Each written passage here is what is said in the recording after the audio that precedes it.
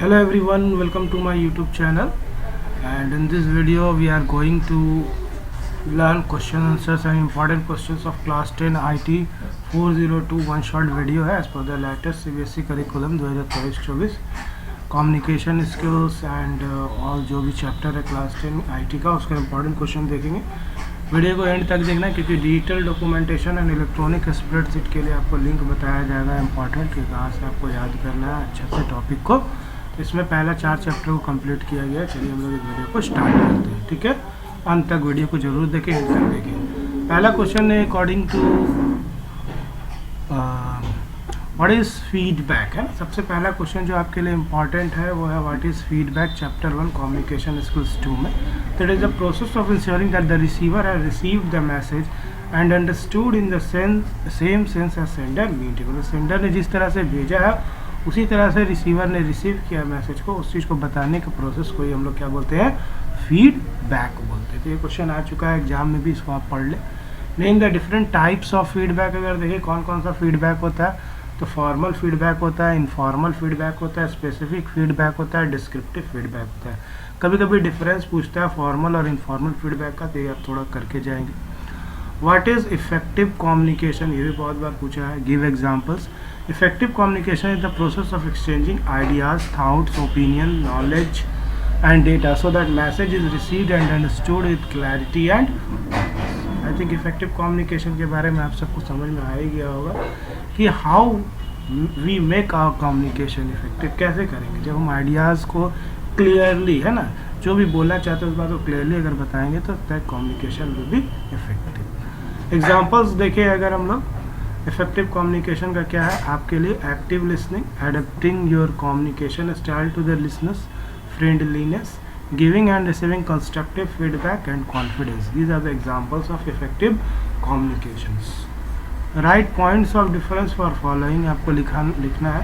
Verbal और non verbal communication पूछता है, ओरल एंड रिटन कम्युनिकेशन पूछता है, इनकोडिंग एंड डिकोडिंग का डिफरेंस पूछता है। तो एक एक लाइन में हम लोग पढ़ लेंगे शॉर्ट में, क्योंकि आपका 26 मार्क्स का एक थ्योरी क्वेश्चन आता है, 24 मार्क्स का MCQ आता है, और जो डिफिनीशन अगर याद कर लोगे तो MCQ भी कवर हो जाएगा। तो पहला है आपका verbal communication. Spoken words to communicate message, जैसे बोल कर जो भी मैसेज यूज़ करते हैं उसको वर्बल कम्युनिकेशन में यूज़ करते हैं। इट कैन बी 1-on-1 और ओवर द टेलीफोन और इन ग्रुप मीटिंग्स को हम लोग वर्बल कम्युनिकेशन बोलते हैं। नॉन वर्बल कम्युनिकेशन क्या है, communication without words.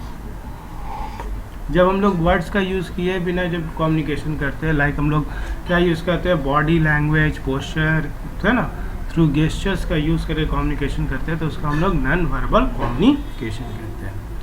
Oral communication क्या होता है, it is the type of communication that takes place through speaking such as conversation, speeches and meeting, है ना। That takes place through speaking, इसमें भी बोल कर ही हम लोग यूज़ करते हैं, है ना, जैसे किसी के साथ कम्युनिकेट कर रहे हैं, स्पीच दे रहे हैं या मीटिंग्स में है, तो these are known as oral communication. Written communication क्या है, it is the type of communication that uses the written words का यूज़ करता है। क्या यूज़ करता है, रिटन वर्ड, ठीक है, such as emails and letter. Written communication को हम लोग ब्लैक एंड वाइट कम्युनिकेशन भी बोलते हैं, इस चीज़ को याद रखना, एक मार्क्स MCQ में आ चुका है, ठीक है। तो रिटन कम्युनिकेशन इज ऑल्सो है known as black and white communication. सबसे पॉपुलर कम्युनिकेशन है written communication.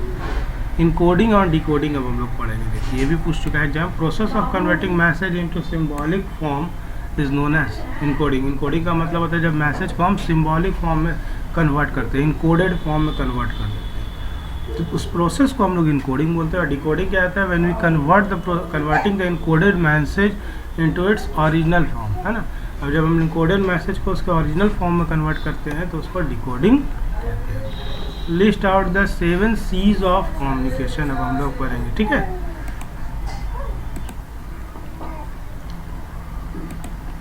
Seven C's of communication भी बहुत बार पूछ चुका है एग्जाम में, तो चलिए हम लोग 7 C's ऑफ कम्युनिकेशन देखते हैं।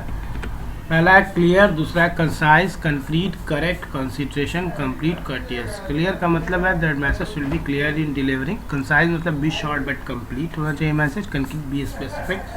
Correctly right, perfectly, mistake free आपको लिखना है, तो consideration focus on receiver. These are the and complete means message should be complete, incomplete message नहीं भेजेंगे. और courteous means be soft and gentle. When you communicate the communication should be short, soft and gentle.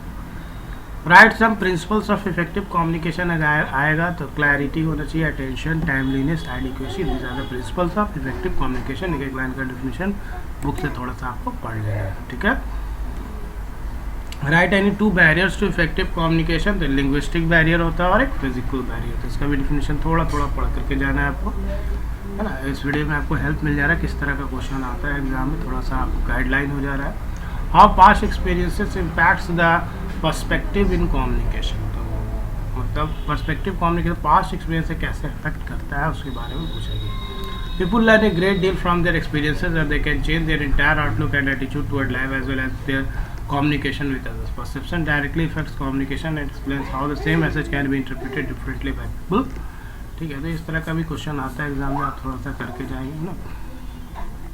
Next chapter है self management skill, chapter 2.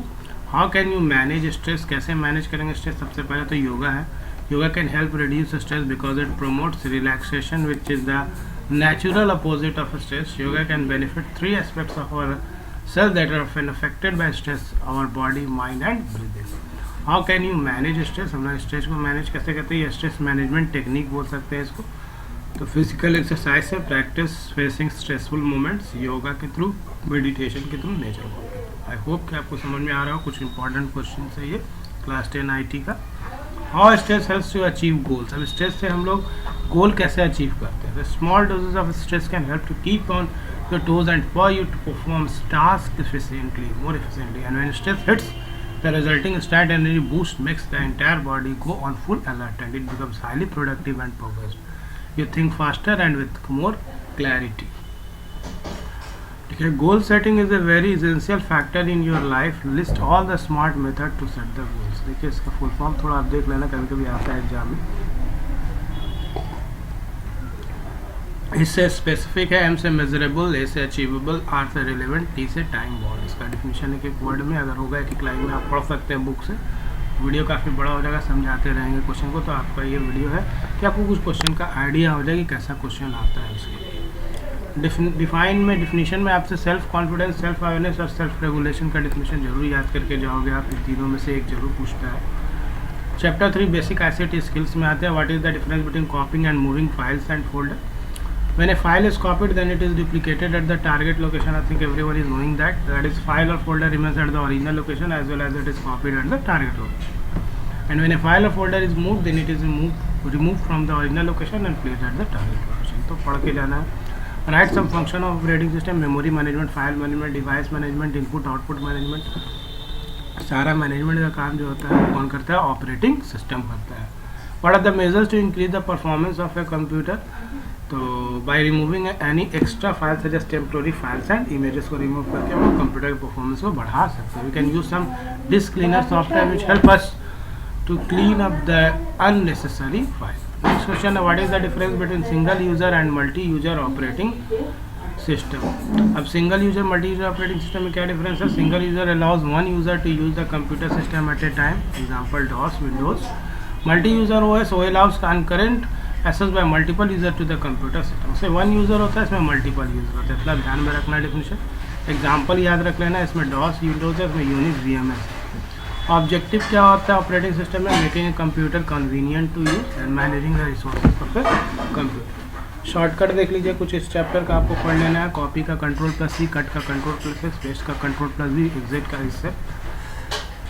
Full forms भी आपको थोड़ा सा पढ़ के जाना है. फाइल एलोकेशन टेबल, NTFS का new technology file system, REFS का रिसाइलेंट फाइल सिस्टम, डॉस का disk operating system, Bharat operating system solution DOS का. What is GNOM. The desktop of Linux Ubuntu is known as GNOM. है ना, हम लोग क्या बोलते हैं इसको, GNOM बोलते हैं. तो डेस्कटॉप जो लिनक्स Ubuntu का उसी को GNOM हम बोलते हैं. It is the desktop environment for free and open source operating system, है ना. फ्री और ओपन सोर्स ऑपरेटिंग सिस्टम का इन्वायरमेंट जो डेस्कटॉप का इन्वायरमेंट है that is known as GNOM.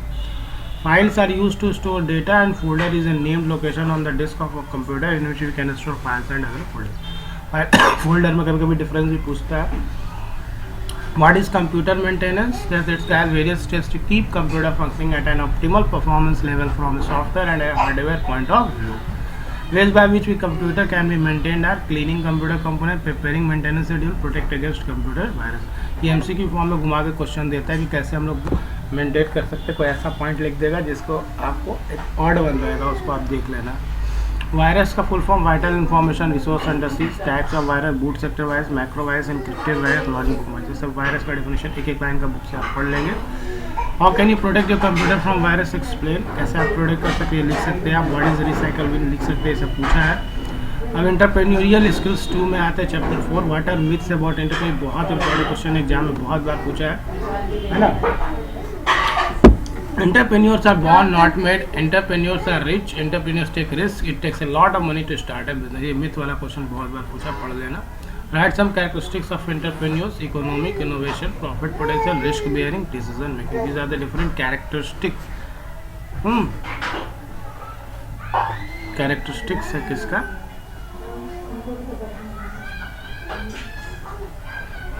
आपका entrepreneurs का. ये भी पूछा है एग्जाम में बहुत बार, कर लेना आप लोग. ठीक है.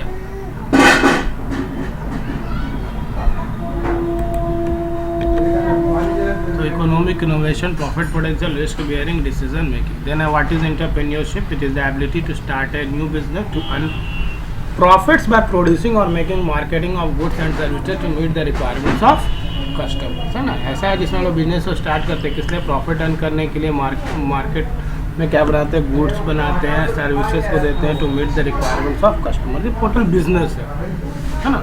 Right some qualities and functions of an entrepreneur. ये भी आता है. Planning, self discipline, integrity, confidence, self starter, risk taking, है ना. Then decision making, communication ability, business secrecy, human relationship. कोई 4-5 याद करना ज़्यादा जरूरत नहीं.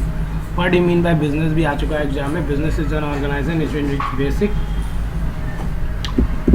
resources, है ना. Basic resources called inputs are assembled and process to provide goods और services called output to customer. तो बिजनेस का सिंपल सा डिफिनेशन मैंने लिखा है.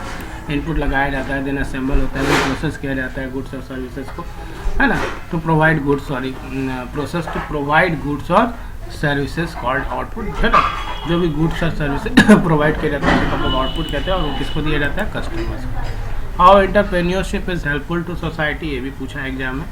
It helps in wealth creation and sharing, creating employment opportunities, improves standard of living of people. बाकी chapter जो electronic spreadsheet है और डिजिटल प्रेजेंटेशन है, advance digital presentation, sorry advance digital documentation और एडवांस इलेक्ट्रॉनिक स्प्रेडशीट वाला जो chapter है और कंप्यूटर लिंकिंग एंड सिक्योरिटी वाला जो चैप्टर है, नेटवर्किंग वाला चैप्टर का लिंक अभी इस वीडियो में आपको दे दिया जा रहा है. उसमें आप क्लिक करके जा सकते हैं और इंपॉर्टेंट क्वेश्चन को वहाँ से पढ़ सकते हैं कि क्या क्या है डिजिटल डॉक्यूमेंटेशन और इलेक्ट्रॉनिक स्प्रेडशीट का. देखिए लेफ्ट साइड में आपको लिंक दिख रहा है, उस पर क्लिक कर ले और वहाँ से जा करके उस वीडियो को देख ले ताकि आपका आगे और भी क्वेश्चन कवर हो जाए पूरे क्लास 10 IT का. आई होप कि वीडियो अच्छा लगा. वीडियो अच्छा लगे तो लाइक ज़रूर करें. Thank you for watching. All the best for you exam.